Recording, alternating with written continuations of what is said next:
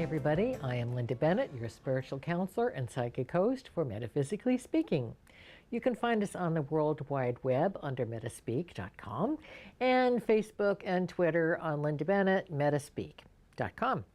Okay, and the phone number of the office, in case you have any topics you'd like to see covered, or you have questions about a TV program that you've seen, like Ancient Aliens or Aliens Above Us or Discovery Channel. By the way, there's a really good show called The Haunting of, with a woman named Kim Russo, who is a medium, a good medium. Not a medium in England is someone who allows another spirit to inhabit their body. Never do that. She listens, she's clairaudient, like I am also clairaudient, and she hears relatives of the various movie stars because she has famous people, because it's more exciting with famous people. She goes to a place where they had some type of psychic experience, and she helps them get through it. She had Vanessa Williams recently. I can't think of the actor's name, but he's really good, and he is also very psychic, so that's why these particular spirits were coming to him. Fascinating show. So it's on Saturday nights in most areas, and it's called The Haunting of, and her name is Kim Russo. And then Ghost in My Child is a terrible name for this show, but it's about children who remember their last lifetimes. And when they do the research and the documentation pops up, guess what? The child is right. And it's fascinating to see how these children's lives are affected in their dreams and their nightmares and the things they like to do based upon their memories from their past lives. So I would highly recommend those shows. So if you have questions about them, please do call us or email us on metaspeak.com, or you can call my office and we will be happy to cover them. Today we're talking about karma, individual karma, country karma, the karma of violence, and world karma and religious karma. We're also going to be talking about, we had one of your friends ask you about post-traumatic stress disorder, which is a tremendous karma as well, and why some people can walk out of a burning building and they're the only one alive. I still remember, and I think she's now about 25, that plane crash in Pennsylvania years ago, where they thought everyone was dead, and they lifted up this woman's body and underneath was a crying baby. I was the only survivor of that plane crash. And she's chosen to remain anonymous, except she has come out and talked about her, my cat's underneath me tickling me, talked about her experiences in life, and that things have been okay, and she's been raised by loved ones, and she's doing fine. That's never left my mind. I mean, what are the chances of a person being in the wrong place at the wrong time and everybody else crosses over except for that person? It wasn't that person's karma. Regardless of how old or young, it wasn't that person's karma to cross over at that particular time. When you have a group, like on the Titanic or on a plane or on a train crash. Apparently there was a terrible train crash on Long Island. I don't know, I guess it was 50, 51, something like that. And a whole bunch of people were killed. When you have a group of people killed, even on the battlefield, a plane blows up, a ship is sunk and there are no survivors, that is group karma. In another lifetime, they were on a ship and they sunk another ship. In another lifetime, they were the ones who were the aggressors against the people in the building that gets blown up. It may sound unkind, but it's true. Everything has to balance. Life is balancing out the karma. I promise we talk about the tarot, which we will. But karma is not punishing, it's the law of cause and effect. In the Bible it says you reap what you sow. You get what you give, what goes around comes around, or other more modern expressions, but you cannot escape a karma.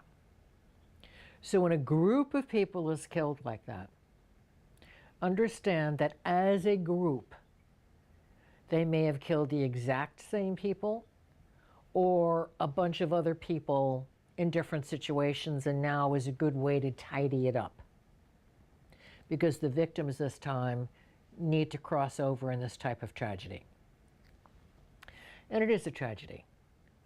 Any kind of ship or big event is a tragedy. Any kind of kids being stupid and driving drunk is a tragedy. But the kids driving drunk are the ones who created that karma. So whoever they injured in this lifetime, especially the driver, whoever they injure, they in turn will be injured by that individual in another lifetime. Not punishment. You reap what you sow. And what if you say, well, there was a book years ago, Why Bad Things Happen to Good People. I didn't read it. I heard the interview and I thought, holy moly, wow, you can't say for some reason, trust in God's mercy. That's crap. It's not God's mercy. It's what you created either earlier in your lifetime or right about now or previously. And it has to balance out. And everyone involved who's the victim was the person who created the harm in the last lifetime. Think about the wars now. Think about Al-Qaeda and the vicious, cruel things they're doing. Think about Assad in Syria and the vicious things he's doing. Think about, who was the one in Iraq? Who was the head of Iraq? We all forgot him by now. Hussein? Saddam Hussein. All the vicious things that he did. Except now he looks like a pussycat compared to what's going on in Iraq today. He looks like a great savior. So, Genghis Khan, another one. Wiped out millions of people throughout Asia. Idi Amin, Uganda. How many hundreds of thousands of people did he slaughter? Hitler. Mussolini. You're saying, who's Mussolini? People, your history lessons. Mussolini was another tiny Hitler in Italy. Franco, also France. Another little teeny-weeny Hitler in France. Those people are going to have to answer for everything they did, and every life they took, and every person they starved. The British are going to have to answer for the starvation of the Irish with the potato famine. My nephew is in a group called Black 47, which is ending, I think, November 2014. They're retiring. And Black 47 means the worst part of the famine, where the potatoes had some kind of fungus because they all grew one type of potato instead of a variety of potatoes because it produced a fast yield and it was a big fat potato. And the problem is when you only have one crop, it's subject to infestation of insects and all kinds of illnesses. So the British landlords, because the Irish didn't own property by and large, the British landlords took the good potatoes and they left the rotted potatoes behind for the Irish. So most of them died of starvation. They died of a type of toxicity that was in the rotted potatoes. It was a slaughter. British are going to have to answer for that. And so you say, well, maybe they already started with the IRA. Fewer people have been killed by the IRA than died of starvation and the toxicity from the bad potatoes in Ireland. But war is never the answer. The universe will figure out a way to guide you to make sure that you balance things out. You don't have to blow people up. You don't have to shoot them. A way will present itself if you trust in the universe, in the God force, the Heavenly Father, Divine Mother. You will be shown a way of mercy. So the religious karma, all the people killing each other in the Middle East, remember it started with the Jews. And remember, the Middle East is filled with little nooks and crannies. Mountaintops, caves, valleys, deserts, all kinds of little teeny-weeny enclaves, and there's always some big guy who is the king, or who names himself the leader. Well, this has been going on for thousands of years. And by and large, it really coalesced with Moses. and the rebellious poor Canaanites. Now, I'm not making this up. They already have the archaeological proof. The poor Canaanites joined together and slaughtered the wealthy Canaanites one night.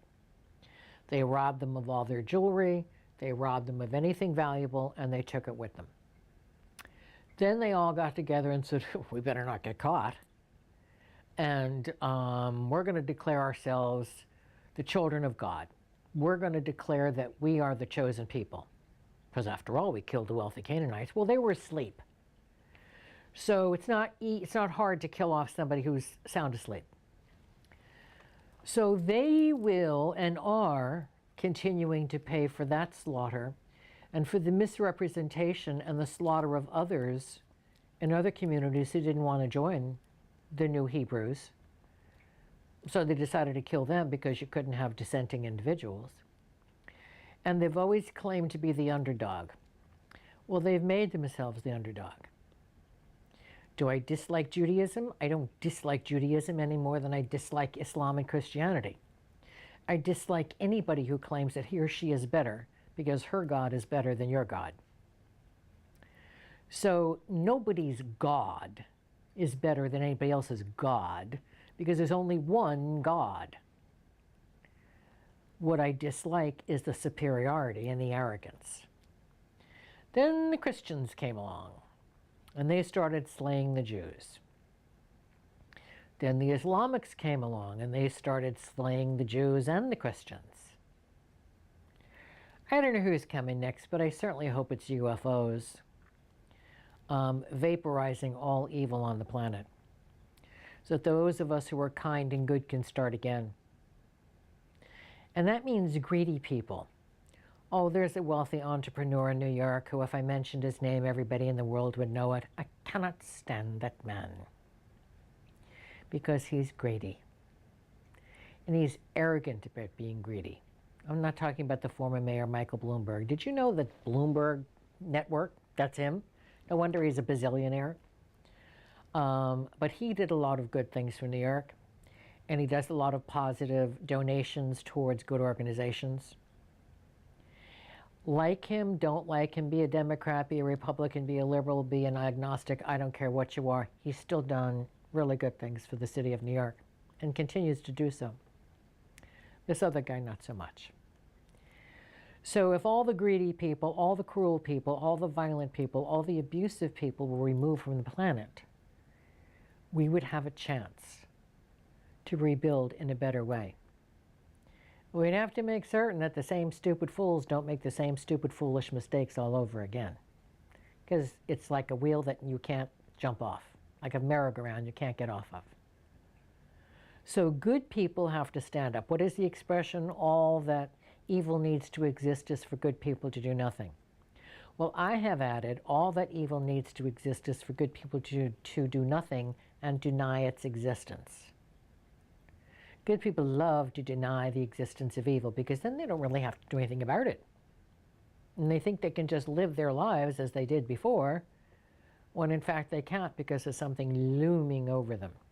A really good show to catch up on from season 1 and now is in season 2 is Sleepy Hollow. It's on Fox. It has nothing to do with Fox News. But it's a really good show and it talks about evil veiling itself and hiding itself in plain sight. And how good people are sacrificing their freedoms and their safety to protect others. It's an excellent show, excellent acting, excellent writing. I highly recommend it. So you have individual karma, think family karma, think the Kennedys, which somebody mentioned earlier, think the Roosevelts, the amount of tragedies in those families. Well, some people say statistically speaking, when you put that many people together, there are bound to be tragedies, and that's so.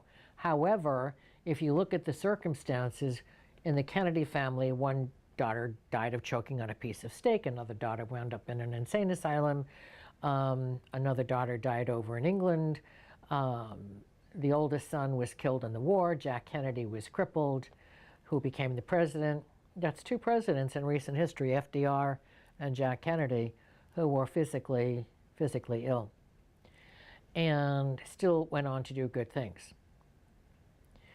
So there's an example of people who come from family karma. That's really difficult. Try to do their best. Well, Jack Kennedy was no saint personally, everybody knows that. But he did good things for the country, and so did Robert Kennedy.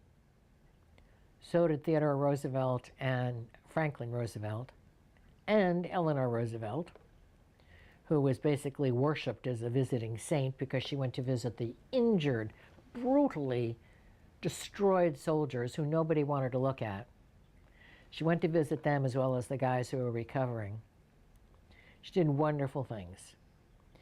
That's family karma, but individuals acting in the family karma for the highest good. That is a wonderful example of overcoming the limitations of difficulties. And then we have the country karma. The United States was supposed to be a shining example of democracy. We know that our Constitution and Declaration of Independence was strongly influenced by the Iroquois Nation. That was the nation of Indians up in the Northeast. Let me see if I can remember them. The Algonquin, the Mohawk, the Onondaga, the Oneida, and the Seneca. Yay! Under the Iroquois Nation. They believed in equality for women. They believed that women have an equal vote in everything and an equal say. In fact, the woman clan member picks the male chief. Doesn't matter how many votes somebody gets, if she is not guided in meditation that that's the right person, that's not who she's picking. They believed in equality for all beings, all religions, all tribes. So if you read our Declaration of Independence, you're pretty much reading the Iroquois philosophy. So when you talk about karma, it's simply the law of cause and effect. God doesn't favor white people over red people, over black people, over yellow people. The skin color is based upon the sun exposure and the diet. And so therefore, if you have a diet in your particular area and you have more sun exposure, it doesn't make you less of a person. It just makes you different from you. That's all. That's their experience. I just changed my clothes. Does this make me a different person? No. Still me. When you take your shower and put your jammies on at night, are you a different person? No. Still you. So therefore, your physical body is your costume to take care of the karma that you have in this lifetime.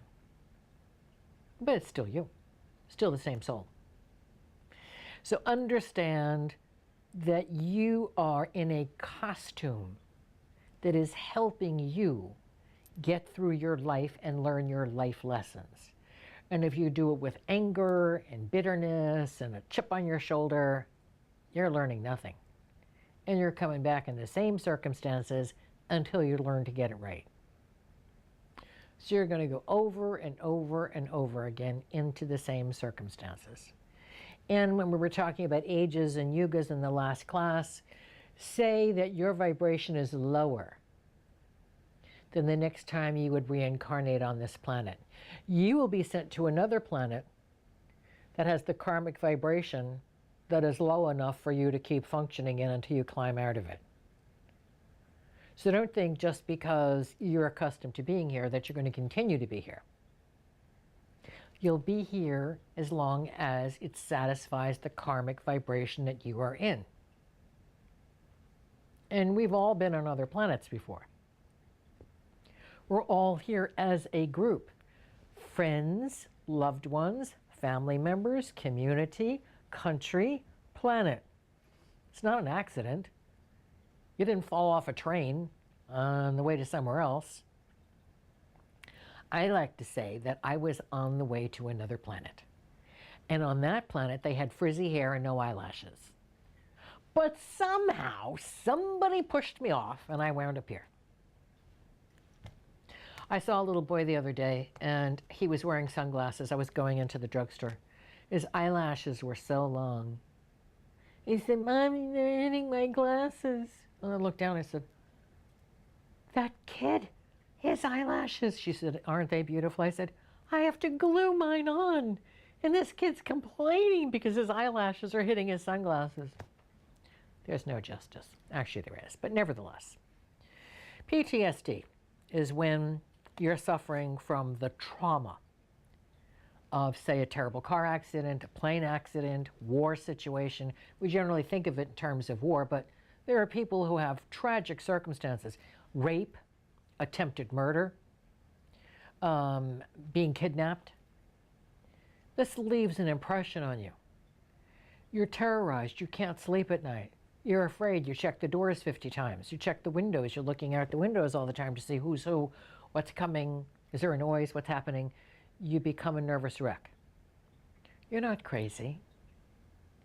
If you had a spiritual teacher to teach you that that happened for a reason, that in another lifetime, I have an astral pussycat next to me, that in another lifetime, you did that to someone else, or you allowed it to happen and did nothing, or you knew it was happening and didn't report it to get help for that person, and that's why you're going through it. The person may not like it, but it'll make sense.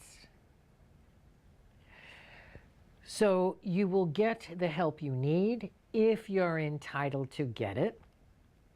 If you tortured others as people are being tortured at this very moment and slaughtered, with the Islamics cutting the heads off Americans mostly,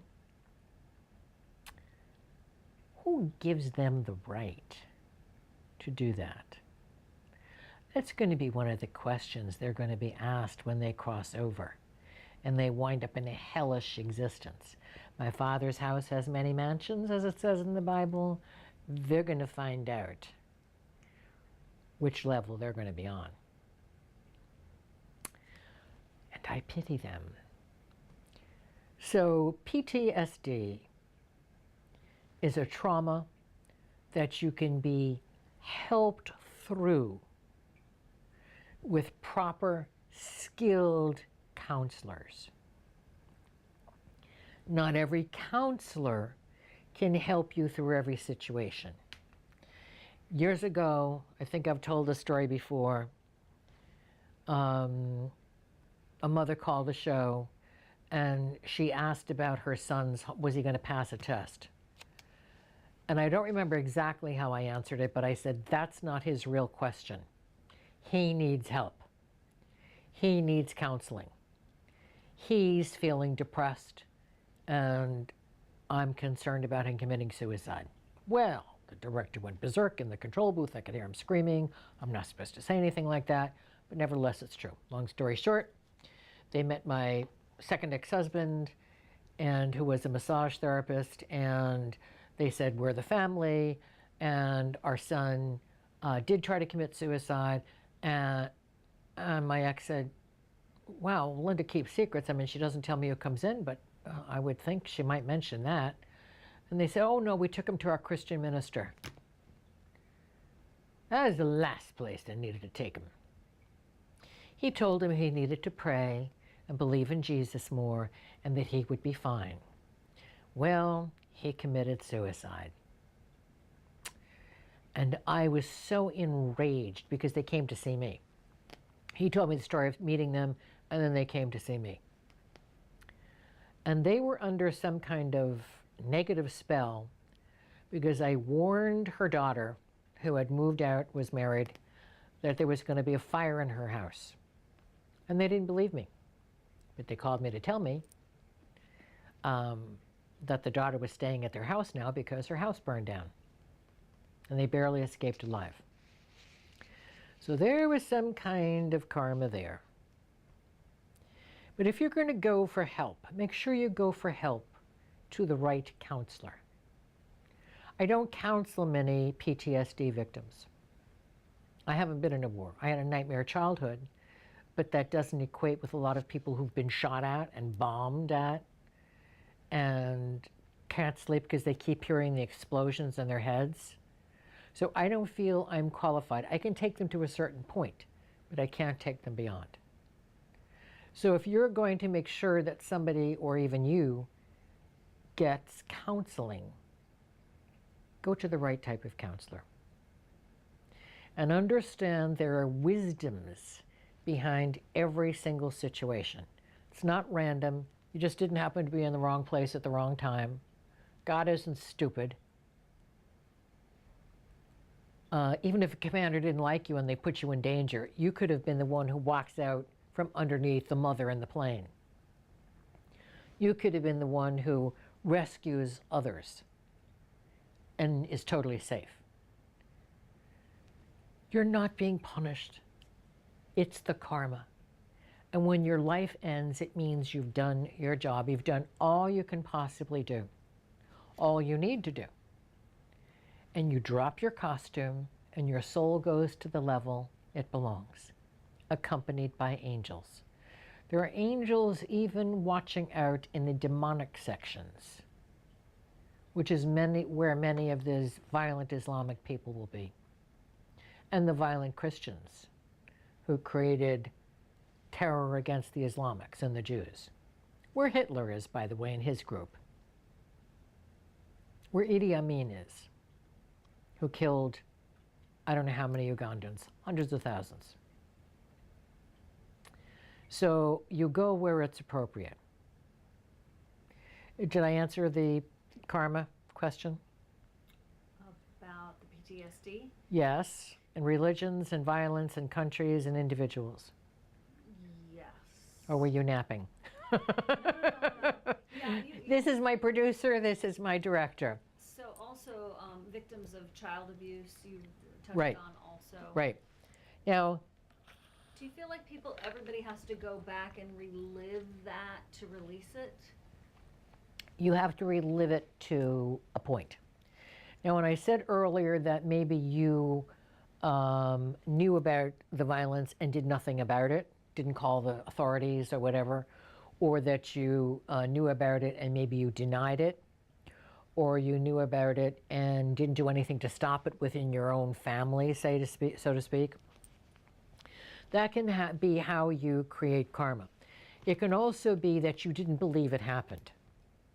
Like there are people who don't believe that priests ever abused children. Sorry, my 2 cousins were victims. And so they have to be shown. If also you're going to be a counselor that specializes in PTSD or domestic violence, you have to experience to a level that you have a full understanding. Otherwise, it's just like watching a movie that you're not part of. You have to actually be in the circumstance to be able to empathize and to be able to understand the level of terror that the person went through. Could that be from another lifetime? It could be from another lifetime. It could be from 10 other lifetimes, 100 other lifetimes. It could be because you viewed it so frequently and you hold yourself responsible. So whether you created it purposefully, whether you stood by and did nothing, whether you didn't ask for help, whether you denied it existed, whether you wanted to have an understanding of what those people were going through, that karma then gets created. And for instance, when I was being beaten, my father left when I recovered from, I can't remember if it was before I died of pneumonia, of measles, or after, but I was very little. And it was in the new house, and I was being beaten. My mother used to take me to the bedroom and beat me on her lap on the bed with it was a long time before I could use a back brush or a stick or a broom handle or whatever she had. She also had shoes that were like Cuban shoes that were popular at the time, that were made out of wood forms, and they were great. She used to hit me with the heel. I was dragged out of my body and brought up to the corner, it was actually this corner of the bedroom, by Yogananda, who I had no idea who Yogananda was at the time. And he kept telling me, everything's happening for a reason. She's out of control. We're here. You're going to be fine.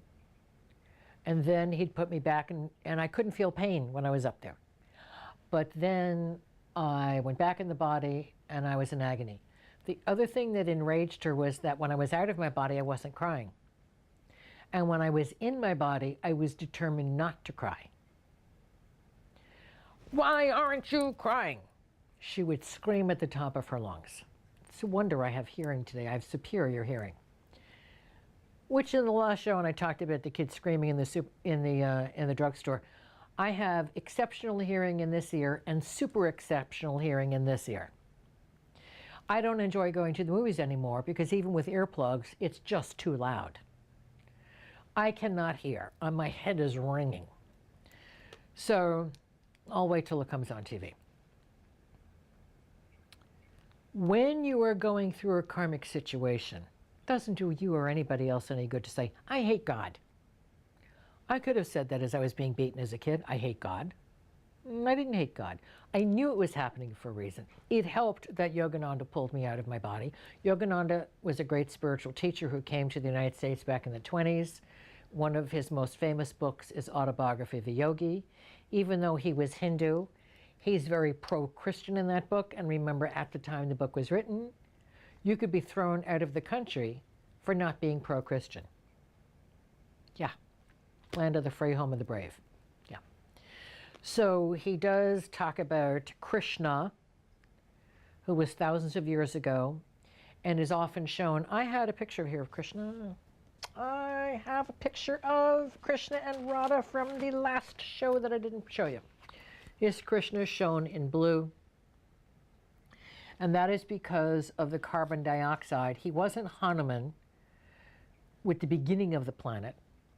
But at that time, there was less oxygen in the air. And so people's skin had a slight blue tinge. This is artistic license because nobody was that blue. But blue was royalty. Purple was royalty.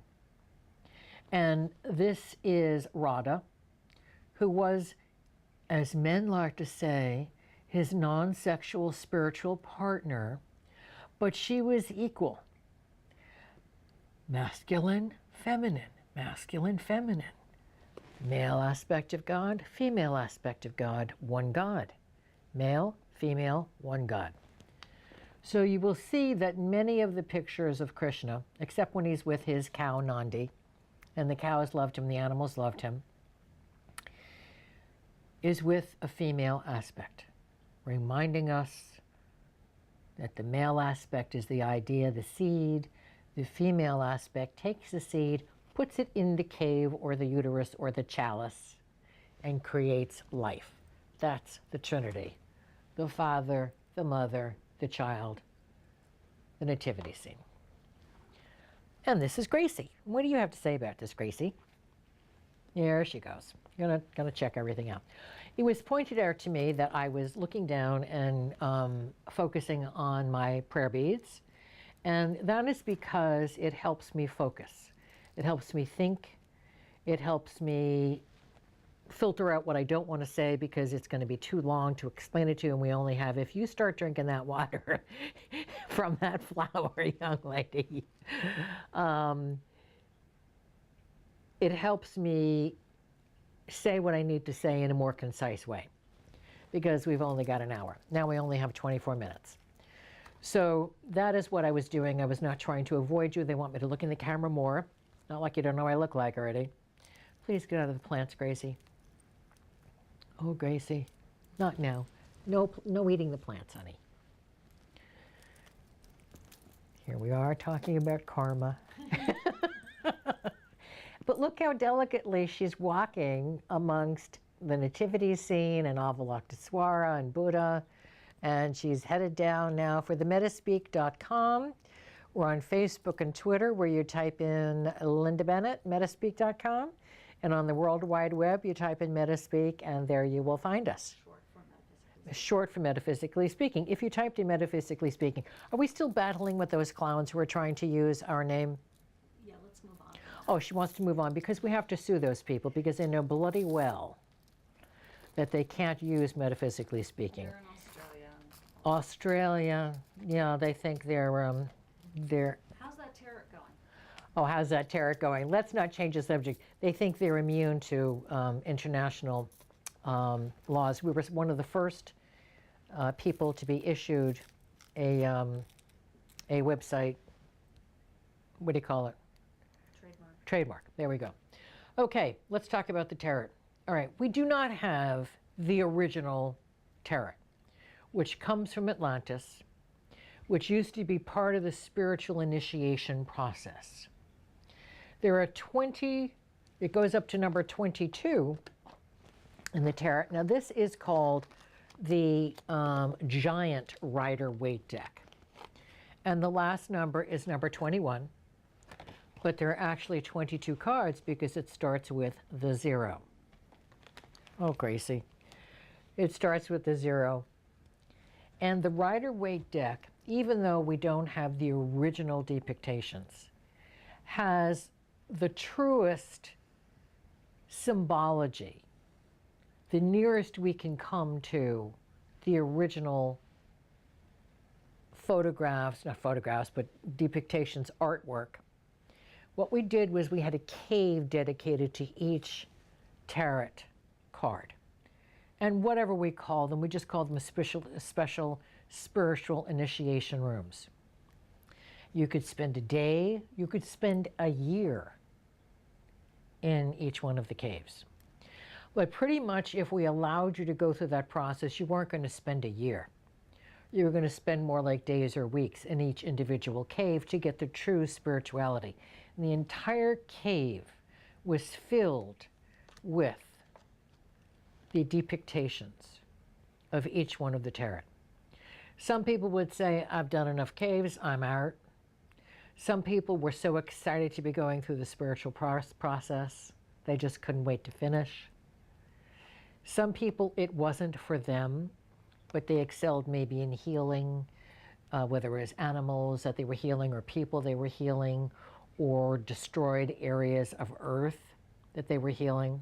You can actually focus on a place on the planet and send your vibration. We're going to talk more about that next time. I have the globe out, which is going to be a schlep to get over here, so we'll postpone that because we only have 20 minutes. But you can send prayers to a place on the planet, and the planet will energize that particular area. Whether it was an area that was a storm, an earthquake, a volcano, it's not going to stop an earth process, but on a scale of 1 to 10, instead of it being a 10, it might only be a 7 or an 8. Instead of 1,000 people being killed, maybe it'll only be 500. And the 500 people who survive, it's not that they didn't need to cross over, it means that they chose to stay to finish more karma. So there are 22 cards in the deck. The number 22 is interesting because all double-digit numbers, whether it's 11, 22, 33, 44, we pretty much stop at 33 on this planet. Occasionally, like the Dalai Lama, he'll be a number 44. They are double-digit numbers, meaning important spiritual karma. Now, I had, when the class was having difficulties with some of the different explanations, they enlarged these for me.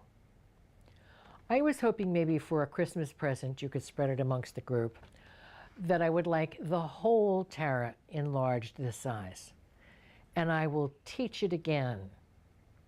Because as I said in the last class, the first class I gave, I called the astrology, numerology, tarot class.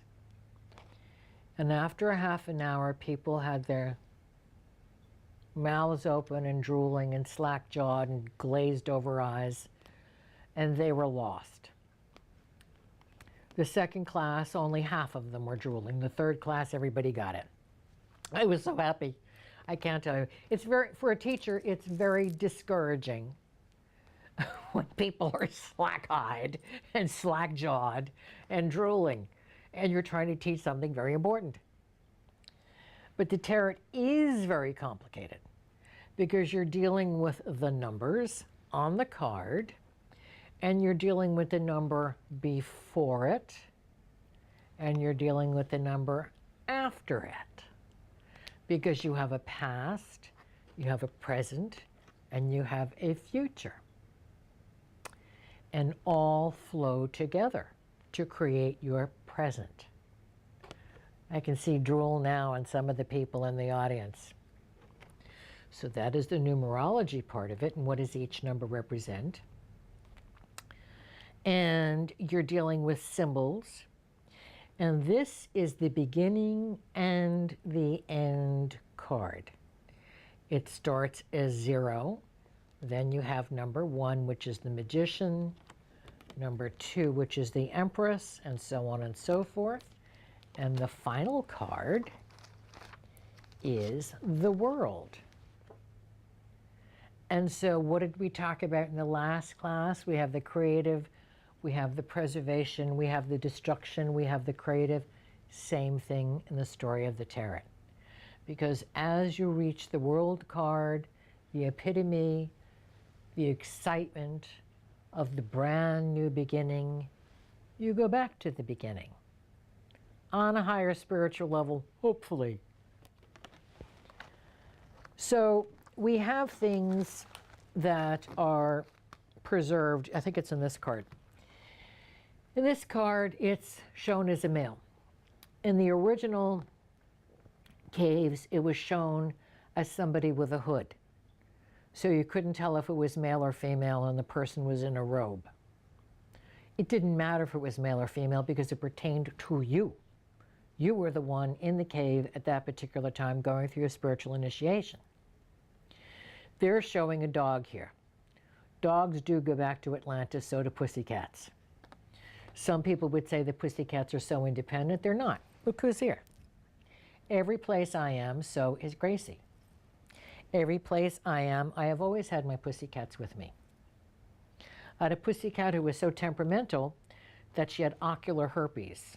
And ocular herpes is a problem with almost every feline on the planet, whether it's tigers, lions, leopards, and I got her from a rehab center.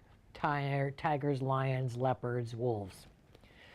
So I would come home and her eyeball would be out like that. Took her to 3 different vets. None of them could figure it out. I said, I think it's ocular herpes. They said, no, it's not. I'm the vet.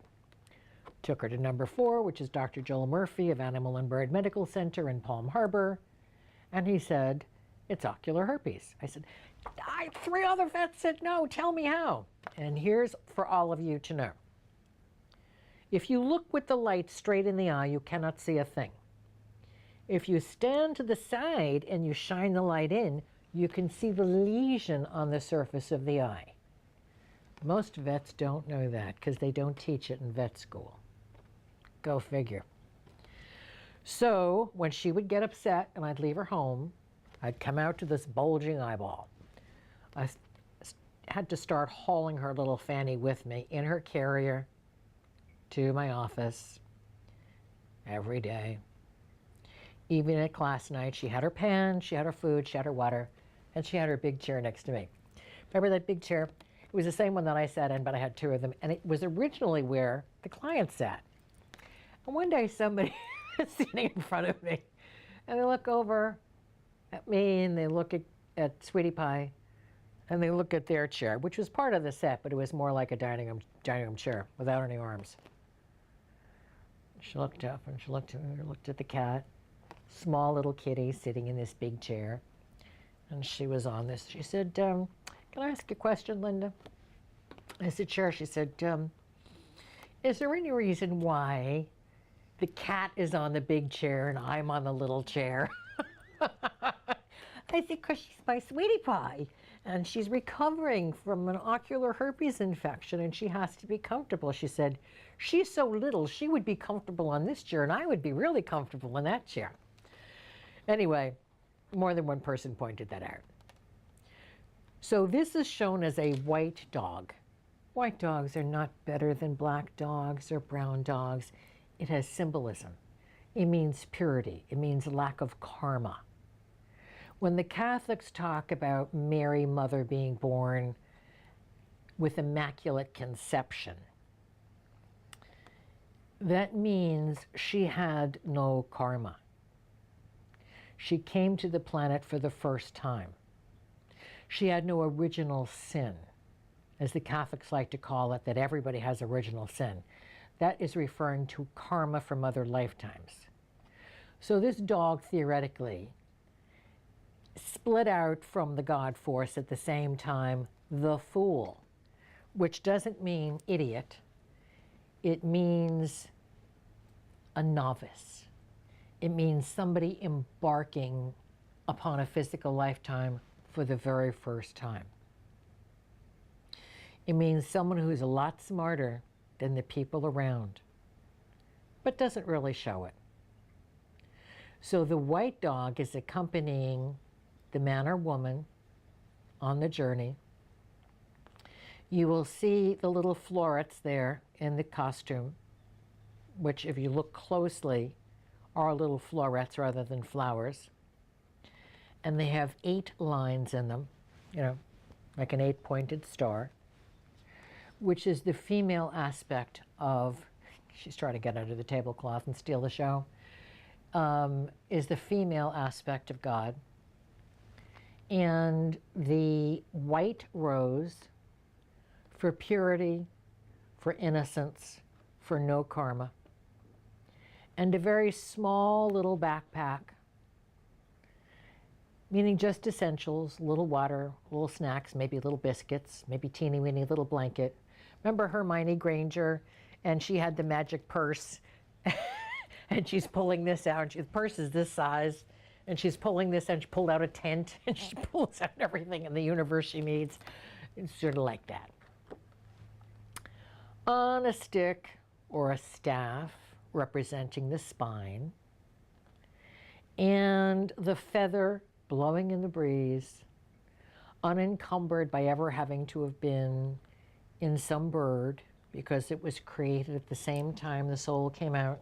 Oh, Gracie. The soul came out of the God force. And standing at the edge of a cliff, Gracie, standing at the, on my battery pack. Are we okay, audio? Okay. I'll put the battery pack in my lap so Gracie doesn't disconnect us. Well, there's 1 green light and 2 green lights flashing. Is that okay? Okay. If I tried to keep her in the bedroom, she'd be howling at the top of her lungs, so just sit down and relax. The sun is in the white position. It's the sun because you've got the rays, but it's the color white because it also represents the moon. So that is the sun and the moon, the masculine sun, the feminine moon combined together. And walking on a cliff, but standing at the edge of the cliff. And this represents the fact that the soul can either pop back into the God force, relinquishing all interest in physical life and just staying home with God, or continuing along a path of questions. And questions, if you're asking questions and you're in the God force, you're already partly out of the heavens, so to speak. Because if you're fully, completely contented in the God force light, you don't have questions. Things just come to you as you need to know them. As you perhaps are being prepared to go out to a planet to be an inspiration to others. As perhaps you're going to go out into the astral world to be an inspiration to souls who are getting ready to reincarnate. So this was actually on a cliff in the cave with water running. I don't know if you can't see the water. You can see mountains behind, tiny little mountains at the bottom, and the dog looking up at the person to say, what are we going to do? We going home to God? Yeah. I want to go home to God. Yeah. Oh, what do you mean? So it's up to the individual as to whether or not they embark upon a physical journey, which is going to mean many more journeys. But sometimes souls are very optimistic, and they think, I'm part of the God force. I can conquer anything. I can do, I can learn, I can be, I can help. And if they keep that mentality, they'll have a shorter time in the physical body. And they will make a great deal of difference wherever they reincarnate. They'll make a great deal of difference in help and healing. And healing an area, healing a region, healing a neighborhood, healing a family. Bringing new concepts to the planet. If their goal is to be helpers and guiders, they will do so, and they will get angelic assistance. Angels of every denomination, imaginable and unimaginable, are helping us. And if you ask for their help, they will do so. They will give you the information. They'll put you in the right place at the right time. They'll give you the right tools. They'll send the right people to you. And you will get the assistance you need to accomplish the goal, the worthwhile goal, the godly, approved, and thought of well goal. And then when your life is over, you die, you're in the outer world, you get a review. How'd I do? Oops, I forgot that. Oh, drat the luck, I gotta go back again to finish that. Okay, but I have the information now, I got it right, and I took care of all this other stuff, so maybe you'll only live to be 5, maybe you'll only live to be 11. You live as long as you need to. Unless you're an idiot that jumps out of planes, for instance, and you think that's a good idea, and the chute doesn't open and you kill yourself. My feeling about people who purposefully put their lives in danger, I know there's a gene that they have found, and I forget what they call it, but it's people who need constant re-stimulation of danger. It's like an adrenaline gene. Those make perfect soldiers because they're constantly putting themselves in danger and reaching out to help others, and in that case, they're needed. Or they're doctors who take on, like, the Ebola problem, and they'll put themselves in danger to help others. But the people who jump out of planes, who do bungee cords, who jump into rivers that are not tested, who go diving with sharks after they've chummed the waters, people who wrestle alligators because they think it's cute, you are putting the treasure of a physical body. Yes, it's a costume, because no one's going to listen to you with a voice floating through the air. But this is a gift to help the soul accomplish its mission. So I do not have empathy for people who purposefully over and over and over again put their lives in danger. Because you're throwing away, you're spitting in the eye of God, so to speak. You're throwing away the gift of a physical body that is healthy, and risking the opportunity to complete the karma that you came here to accomplish. You are not treasuring the temple of the body. I'm not talking about being some new age whack job who's saying, oh, this is my temple, I have to be stoned. I do not smoke, drink, or do drugs. I don't approve of those who do. If you're doing anything to alter your mind, you need help, and it's not going to get given to you by a beer, by scotch, by weed, by cocaine, by anything. And if you join any kind of religion that draws blood, run. I don't care how many people belong to it. I don't care if it's socially acceptable in their country. You draw blood, you draw demons. And we haven't talked about demons a lot on this show because it scares a lot of people. But they're very much out there. There's a really interesting show that I watch occasionally called Supernatural. Some of it's a little stagey, but some of it's also very accurate. And True Blood is off. But that was less about vampires than it was about human nature and what people would do for their conveniences and what people would do to help others and what is sacrifice. So this card represents the soul making the decision probably to come to the physical planet. If it's smart, it says, oh no, I made a mistake. I'm coming home. But it's also shown to be given the tools needed to start the physical lifetime.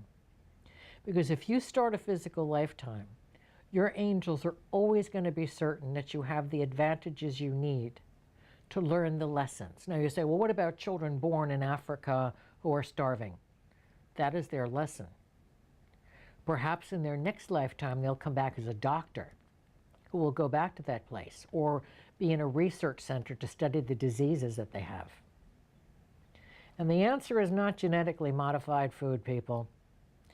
I think it's Dr. Oz this week is going to have a show on the pesticides that are used on genetically modified food. It's almost like you can't eat anything anymore.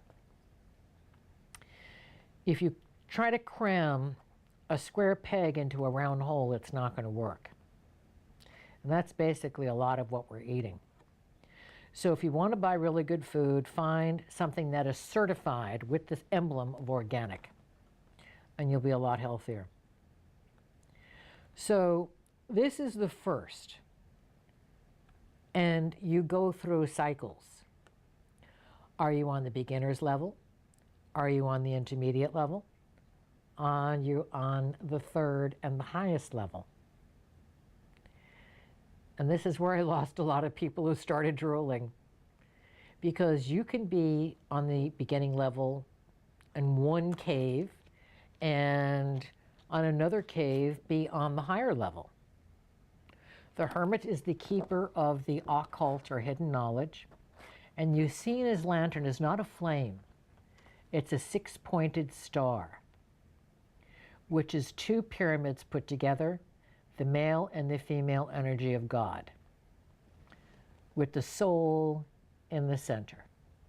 The same thing with the five-pointed star. And the magician, you will see that he has his chalice and his five-pointed star or pentacle or pentagram, which should always be head, arms, legs, spirit inside. The spirit overcoming the limitations of the five physical senses. If you see it upside down, either the person doing it is an idiot or they're practicing demonology, which we will talk about in the future.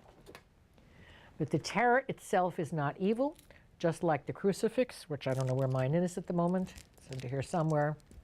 The crucifix is not evil, although people practicing demonology hang it upside down. Does that make the crucifix bad? No. It makes the people bad who are misusing it. So if this is your ability and your preference, you can study the tarot with somebody who's really good, or you can leave it till the time is right.